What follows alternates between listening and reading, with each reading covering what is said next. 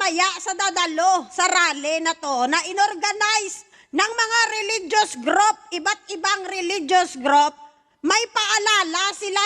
Hindi ba nila banggitin na DDS yung sinasabihan nila pero exactly DDS ang pinapatamaan nito?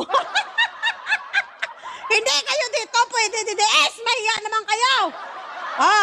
Ano ba ang layunin? Magkaiba kasi ang layunin nito, no? Si Mike Diferensya kasi, manggugulo yan mamaya. Nag-aya din siya na mag-rally, sinabayan niya yung rally ng may rally, ang rally ng iba sa sausawan nyo. Bakit, Mike, hindi ka gumawa ng sarili mong rally na hindi mo isasabay sa iba? Pansinin nyo, tuwing may rally na pinapatawag, yung mga DDS nakikisawsaw. Kung saan-saan sila pinipilit nila yung sarili nila, sinisiksik ang sarili nila. Alam nyo bakit? Kasi kung DDS lang, wala talagang tao. May DDS nga kayong dinadala sa rally, yung mga yudi puta, may mga saltik pa. Nagdala kayo ng tao sa rally nyo, mga DDS, may mga krong-krong pa. Wala kasing matino na tao ang sasama sa rally nyo. Kaya yung ginawa ngayon ni Mike Diferensya, magra-rally din sila mamaya, makikisiksik sila sa may rally ng iba. Pero may paalala po ang rally mamaya ng religious group. Makinig, ang layunin ng ating pagtitipon ay ang mapayapang pagpapahayag ng saloobin at panawagan para sa tapat, mahusay at makatarungang pamamahala. Ay, hindi gusto ng DDS yan. Kanila isisigaw mamaya, bring back home, no to impeachment, kung sino ang boboto ng yes, hindi na iboboto. Yan yun, no to impeachment yan, Marcos resign. Mga ganyan yan sila, mga syungayan eh. Ito, DDS, malamang sa malamang kayo yung pinapatamaan ito. Hindi lang nilagay yung pangalan nyo, pero exactly kayo yung ibig sabihin at pinapatungkulan nila. Mga DDS, makinig, mahiya-hiya naman kayo. Binibigyan na kayo ng babala. Hindi pinapayagan at hindi ka-welcome sa rally na ito ang mga taong hindi naliligo. Hindi pinapayagan at hindi ka-welcome sa rally na ito ang mga DDS nga baho ang sod. Magdala kayo tawas kasi. Hindi pinapayagan at hindi ka welcome sa rally na ito ang mga DDS nga may saltik at may mga tirireng. Hindi kayo pwede dito. DDS, hindi kayo pwede dito. May mga krong-krong pa naman yung mga sinasama nyo sa rally. Joke lang ha, ito yung totoo. Hindi pinapayagan at hindi ka welcome sa rally na ito ang mga taong may layuning manggulo, magpakalat at provokasyon. Bantayan nyo yan pag may manggulo mamaya sa organizer ng rally na to. Pag may nanggulo dyan sa rally nyo, kalad ka rin yung agad-agad.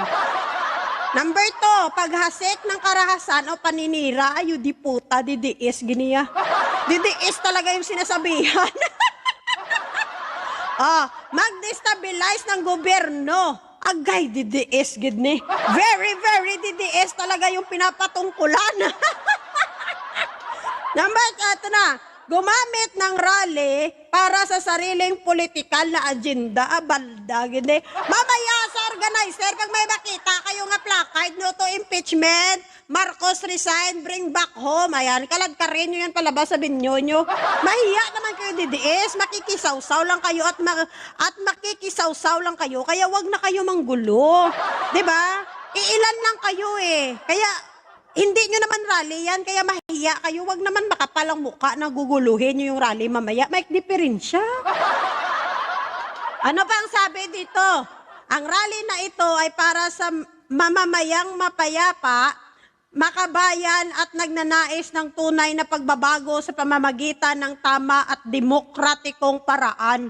Dapat lang, kasi malaya naman talaga tayong mag-rally-rally. Kaya lang nasasakyan ng satanas ang utak ng mga DDS. Ano pa? Igalang ang batas. Ay aba, wala niya sa DDS. Wala niya sa DDS, igalang ang batas niya. Para sa kanila, sila ang batas. Igalang ang kapwa. Ay Diyos ko! Allergy ang DDS dyan. Nakalimutan na lang igalang ang kapwa nila. Igalang ang rally. O ayan ha, igalang ang rally ng may rally. Kaya DDS, hindi nyo yan rally, mahiya kayo. Uy! Kapayapaan ng ating lakas. Tama!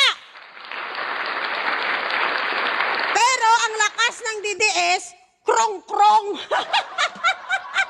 Krong-krong lang meron sa DDS. Kapansin nyo, wala nga sumasabay sa mga rally nila. Kasi sino ba naman ang matutuwa magrarally ka? May mga baliw ka nga kasama. E di putark, sinong matino na tao at maayos yung utak tapos sasama ka sa mga nagrarally na DDS nga parang may mga krong-krong. Parang sinapian sila ng mga elemento na hindi mo nakikita.